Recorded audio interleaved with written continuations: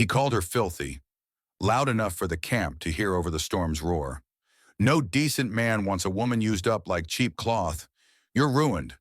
He flung her suitcase into the snow. The others turned away. She stood trembling in thin boots as the wagon vanished into the white. No one tells you how cold shame can be until you're barefoot in a snowstorm, the last lie frozen to your lips. Clara Hawk sold everything for a promise. She thought she was buying a husband, but really she bought freedom at the cost of every drop of warmth. Then a ghost rose from the timberline and found her when she fell. He knelt in the drifts, voice low as the storm. Die here or stand, but stand on your own name. The first thing Clara Hawk felt was the heat. It pulsed through her bones like something half-remembered from another life. A life before frozen skin, before shame that burned hotter than the wind. She lay very still, blinking at the golden light dancing across a rough stone ceiling. Somewhere above, the wind still howled through the timberline.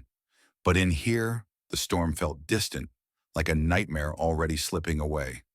She tried to move. Pain answered her immediately. Sharp needles shooting through her feet, up her shins. A gasp caught in her throat. She pulled the thick buffalo hide closer around her shoulders, breathing in its smell. Earthy, animal, safe. Beneath its weight, she realized her feet had been wrapped in linen strips. Something soft and pungent smeared between the bandages. Herbs, she guessed. A salve for frostbite. Someone had cared enough to tend to her. To her feet, her raw hands, the bloody scrape on her forehead, she now felt throbbing. She shifted her gaze toward the flickering light. There it was. The fire. A crackling circle of warmth that seemed to hold the cave together like a beating heart. Its glow turned the stone walls a shifting amber, and in the shadows just beyond, she saw him. The man. The ghost. He sat cross-legged on a hide opposite her, broad shoulders draped in a heavy fur cloak that had seen many winters. His face was angled toward the flames, carved with harsh lines and dark shadows. A face that belonged to the wild. His hair, black and streaked with snowmelt, fell loosely to his shoulders. An old scar crossed his brow, disappearing into his temple. He looked like someone who had stared down death more than once and didn't mind the silence that came after. She realized he was staring into the fire, not at her. For a moment, Clara wondered if he even knew she'd woken, but then his eyes flicked up, and she froze under the weight of them. They were dark eyes, not cruel, but deep as the pine woods she'd once dreamed of escaping to. And just beside him, half hidden by a fold of his cloak, lay the white wolf. It looked nothing like the stories that used to keep her awake as a child. No slavering monster, no yellow eyes gleaming from the edge of the clearing. This one was huge, yes. Thick fur like snow piled on snow, but its head rested lazily on the man's knee, ears twitching only when the wind moaned through the cave's narrow mouth. The wolf opened its eyes, pale and unblinking, and Clara's breath caught. It felt as if she were being measured, weighed against some unspoken law older than the town she'd left behind. The man did not speak, neither did she. For a heartbeat, shame rose up her throat again. A memory of cold boots and harsher words. You're ruined, used up, filthy. But that man was gone, the one who had thrown her into the snow like trash. And this man, this ghost, had picked her up again. Her lips parted, voice scratchy from the cold. Who? He raised a hand, not cruelly but firm, and she swallowed the rest. Slowly with the other hand, he fed another branch to the fire. Sparks spiraled up, and the wolf's tail thumped once against the stone floor before going still again. Somewhere above them, the storm clawed at the rocks like it wanted her back. Clara pressed her hand to her chest. She could feel her heart. Steady, frightened, alive. Her name echoed in her own mind. Clara Hawk. For the first time in days, it didn't feel like a lie. They call you... She hesitated, but the words tasted like hope on her tongue. They call you the ghost in the timberline. The man's eyes narrowed slightly at that. The fire snapped between them like a secret. He didn't deny it. Instead, he touched the wolf's ear absently, then spoke, his voice as rough as the stones around them, but calm. Coda, he said. Just that. his name, an offering. Outside, the storm screamed against the mountain walls. Inside, there was only fire, smoke, and a fragile heartbeat that refused to die. Clara lay back against the firs, staring at the shadows dancing across Coda's scarred face. She had been left to freeze alone. Now she was here, bandaged, breathing, the fire at her feet, a ghost for company.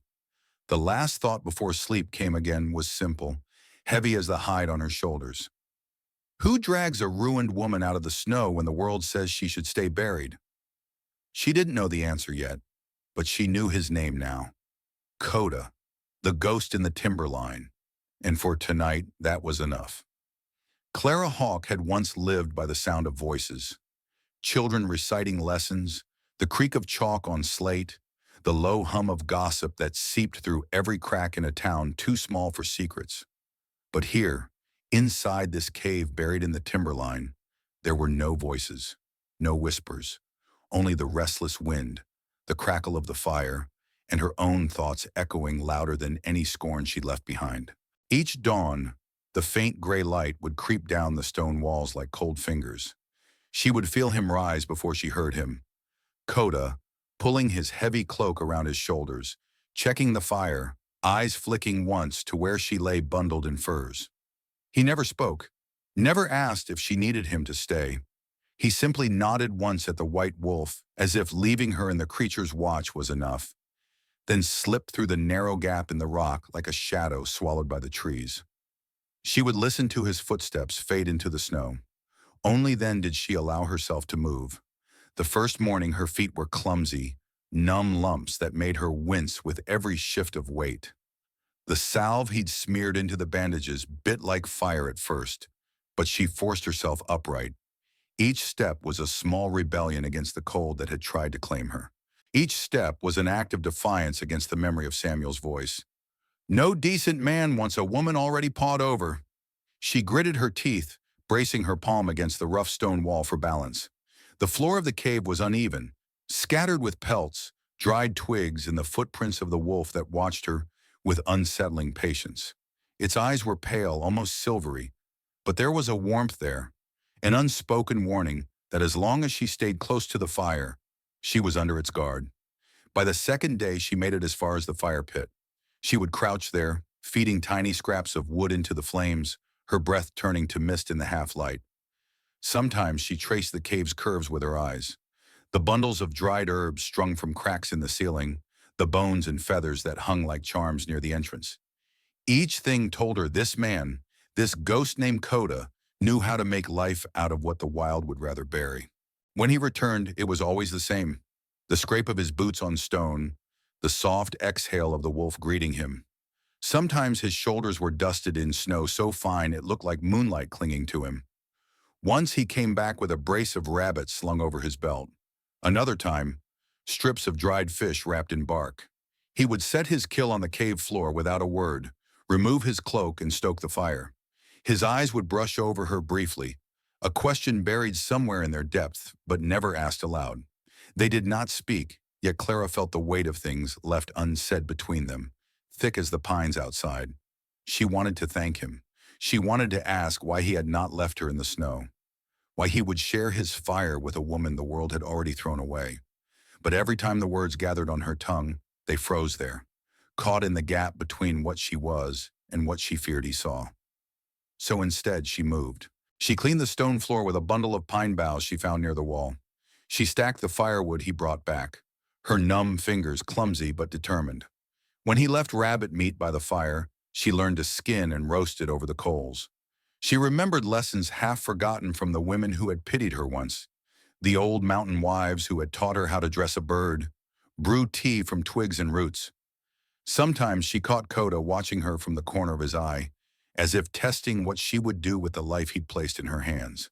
The wolf would sit between them, tail curled around its legs, eyes drifting from one to the other, like a sentinel that had taken an oath neither of them understood. At night, Clara would lie awake under the heavy buffalo hide, listening to the storm batter the cave walls. She could hear Coda's steady breathing on the other side of the fire. The wolf often lay pressed against his side, but sometimes it would drift closer to her, settle near her feet, and lower its great head onto its paws. Its warmth was another promise she didn't yet know how to believe in. In the silence, Clara Hawk found the bruises on her feet healing. The deeper bruises, the ones under her skin, under her name, took longer. But each morning she rose, each time she fed the fire or wiped blood from a cut of meat, she stole something back from the cold that had once claimed her. And each night when Coda returned, their eyes would meet across the flames, across the hush that was not yet trust, but not quite fear either. Between them, the white wolf would breathe, a living boundary that somehow felt like a bridge. The only thing standing between the broken woman by the fire and the ghost in the Timberline, who had chosen, for reasons he kept buried in his chest, not to let her die alone. It happened quietly, the way small miracles always do when the world has already taken too much. In the nights that came and went like drifting snow, Clara Hawk began to hear him, not in the language she knew, not in the clipped, suspicious English she'd been raised on, but in the tongue that belonged to the Timberline, older than the cold that chewed at her bones. When Coda thought she was asleep, he would speak to the white wolf. Sometimes his voice was a low murmur, words so soft they blended with the crackle of the fire. Other times it was a single word, repeated like a prayer or a promise. She didn't know what it meant, but she felt its edges. It was the sound of pine needles shivering in the wind, the hush of a hawk's wing slicing the air. There was a grace to it, something that made the shame wedged in her ribs shift ever so slightly. In that language she imagined, no one called her ruined. No one called her filthy. The wolf would raise its head when Coda spoke, its pale eyes locked to his, as if it understood every syllable. When dawn came, he would leave as always, bow slung across his broad back, the battered leather quiver stitched with bone beads and bits of fur. The snow swallowed him whole, but Clara found herself listening for the faint crack of a branch, the crunch of boots, the ghost of his presence. She'd sit near the fire, feeding it carefully, the wolf curled by her side. Sometimes she whispered to the animal, nonsense words, anything to keep her hands steady. Then one afternoon the wind eased just enough for her to peek beyond the mouth of the cave. She wrapped Coda's spare cloak around her shoulders, its weight like a memory of protection. For the first time since she'd been dragged from the snow, Clara Hawk stood at the threshold of this hidden world, the trees heavy with white, the pines arching overhead like guardians. She saw him then, Coda crouched by a fallen log, the blade of his knife catching the weak sun. His hands were sure and patient, shaving thin curls of pine away from a small branch. He didn't look up, but Clara knew he'd heard her. The crunch of her feet shifting on the packed snow, the tremble of her breath as she leaned her shoulder to the cave wall for balance. For a long time she just watched him. There was a calm in the rhythm of his knife, the careful turn of the wood in his palm. He did not glance at her, yet the wolf, sitting a few feet away, turned its head as if to say, "It's all right. You can stand here. You belong here now, even if you don't believe it yet." When he finished, Coda brushed the shavings away with his thumb and ran the edge of the blade along the grain, smoothing it one last time. Then with no fanfare, he stood and crossed the few steps between them. Clara straightened instinctively, clutching the cloak tighter around her shoulders, half afraid of what he might say, though she should have known by now that he spoke more with his silence than any words. He opened his hand. Resting on his palm was the tiny whistle, a simple thing, carved from pine, pale and smooth. She saw the line where the mouthpiece had been cut, the notch hollowed out so it would sing when she blew through it. It was nothing really, just a toy maybe, or a trinket to hang from a child's neck. But in that moment, it was everything. Clara's eyes stung as she reached for it. Her fingers brushed his, rough and scarred, warm despite the cold. For an instant, he held her gaze. Dark eyes that had seen winters worse than this, storms that took more than warmth. In them, she saw not pity, but something closer to recognition. She wanted to thank him, but her throat felt too tight. So instead, she lifted the whistle to her lips and blew gently. The note was thin, almost shy, but it cut through the forest hush like the call of something wild and unafraid. The wolf's ears twitched. Coda's mouth didn't quite smile, but the corner of it softened, just enough to carve away the ghosts that hovered between them. In the settlements she'd left behind, people would have spat at such a thing. A woman like her accepting a gift from a man like him. They would have called her worse than ruined. They would have buried her with their gossip and never once asked if she wanted to breathe.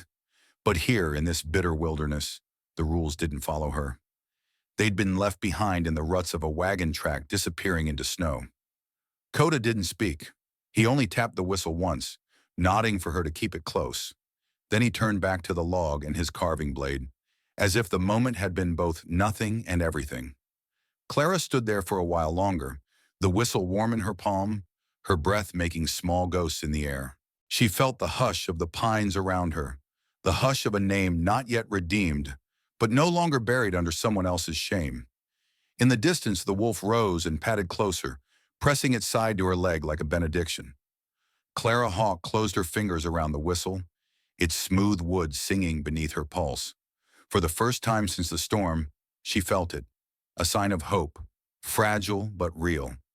A promise that in this place, no one asked her to beg for permission to live. It was the kind of night when the wind outside was less of a scream and more of a song, a long, low moan weaving through the timberline like an old story no one wanted to remember. Inside the cave, the fire burned low and steady, its glow licking the rough walls and turning their shadows into giant, patient ghosts.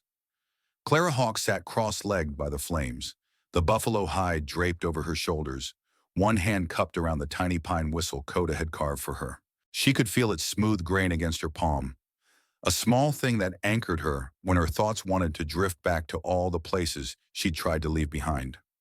Across from her, Coda sat with his back against the stone. His long hair was loose, falling in inky lines over his shoulders, and the white wolf lay curled beside him, head resting on Coda's boot. The wolf's eyes glowed like pale embers in the firelight, watchful but unthreatening, as if it too understood that tonight was not for hunting or guarding, but for saying the things that needed to be spoken at last. They hadn't planned to talk. For nights they had lived in their silence, letting the steady rhythm of survival fill the empty spaces.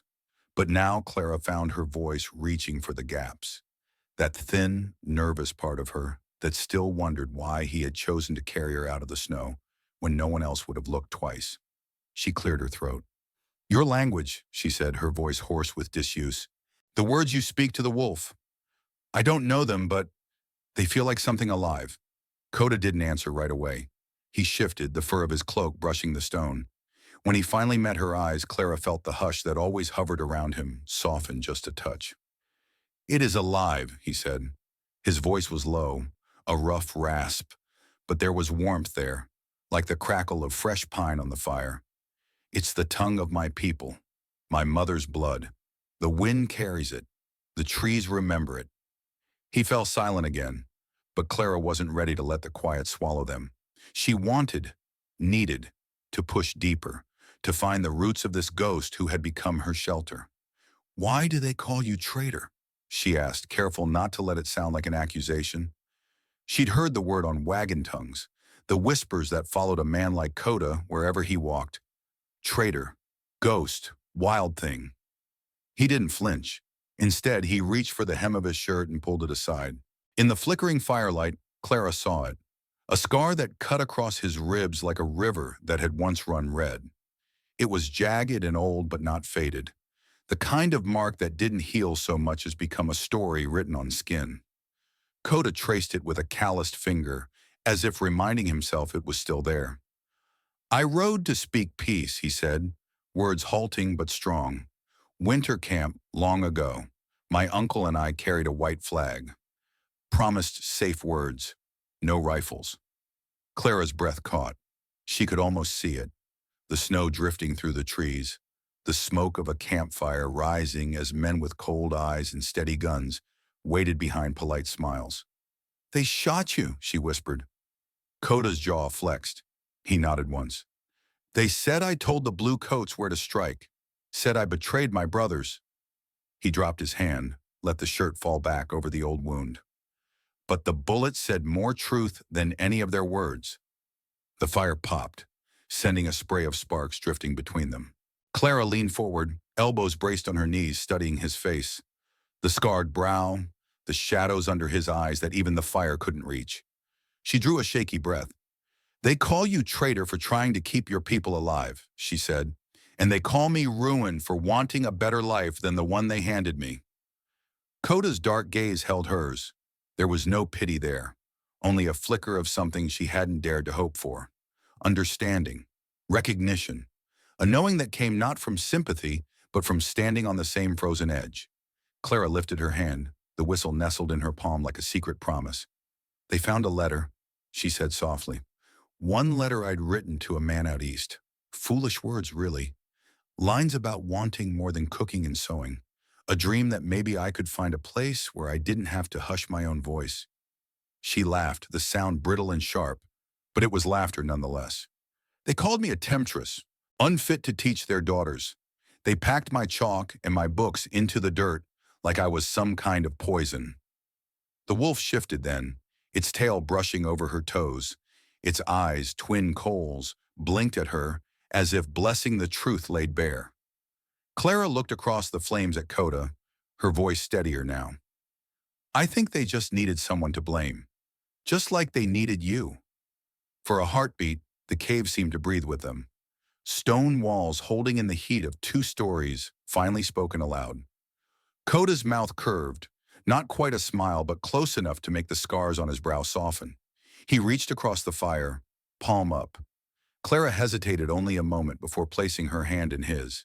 His skin was warm, rough with old work and old wounds. No shame clung to his touch. No pity either.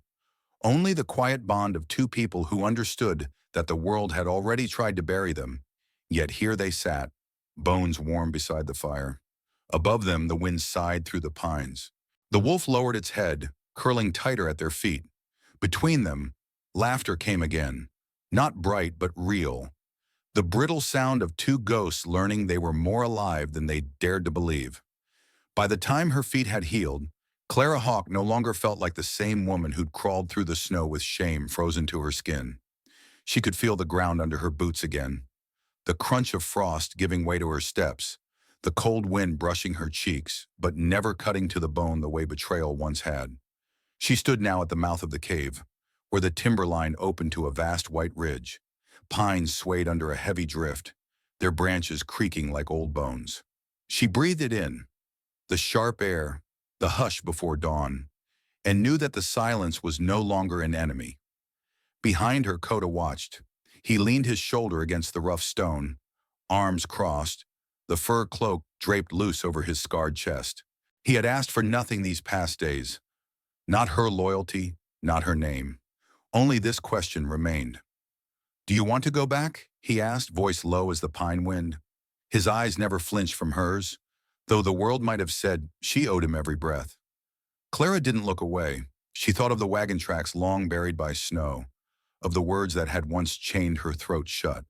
She thought of the fire, the white wolf sleeping by her feet each night like a promise that even the wild could be loyal. "No," she said, the words steady as the mountain under her boots. "I choose to stay, I choose you, and I choose me. No one gets to say yes or no for me again." Something eased in his shoulders then. Not a smile exactly, but a shift, as if the ghost they'd both carried had finally stepped aside. Coda stepped forward, close enough that she could feel his warmth through the chill. His hand brushed the edge of her cloak, grounding her in a world where no permission was needed. Beside them, the white wolf lifted its head. A sound gathered in its throat, rolling deep before spilling out in a long, raw howl. It rose over the ridge, echoing through the pines like an anthem for every soul ever left behind. Clara closed her eyes. She let the wind braid through her hair, let the howl root itself inside her ribs. On this ridge, there were no doors to shut her out, no wagons to leave her behind. There was only the snow, the mountain, the man who never asked her to beg, and the promise that once you stand on your own name, no one can drag you back to your knees again. Above the cave, the dawn broke. It was pale and quiet, but real, like forgiveness you don't ask for, only claim. The wolf's voice fell silent. Clara Hawk opened her eyes and stepped forward, Coda at her side. On that ridge, no one judged the broken, and no one asked permission to be free. Maybe out there in the Timberline, Clara Hawk and Coda still stand. Reminders that sometimes freedom costs everything, yet still feels worth it. In our modern world, we don't walk through blizzards barefoot, but many still carry scars from words meant to break us. Maybe the lesson is simple. You get to name yourself. You don't need permission to stand back up. How many people today let gossip or shame decide who they are? Have you ever had to choose your own name when others tried to bury it? I hope this story stays with you on quiet days. A spark when you feel alone, or judged for choices no one else understands. Leave a comment below. What part of Clara's fight spoke to you? Would you have stayed in that cave or walked back to the world that turned its back? Thank you for listening to this tale of survival and quiet courage. If you believe these wild stories deserve to live on, like an old fire never fully burning out, please like, share, and subscribe to this channel. You're part of keeping these echoes alive, where no one stands alone in the cold again. Thank you for watching. We'll see you in the next story.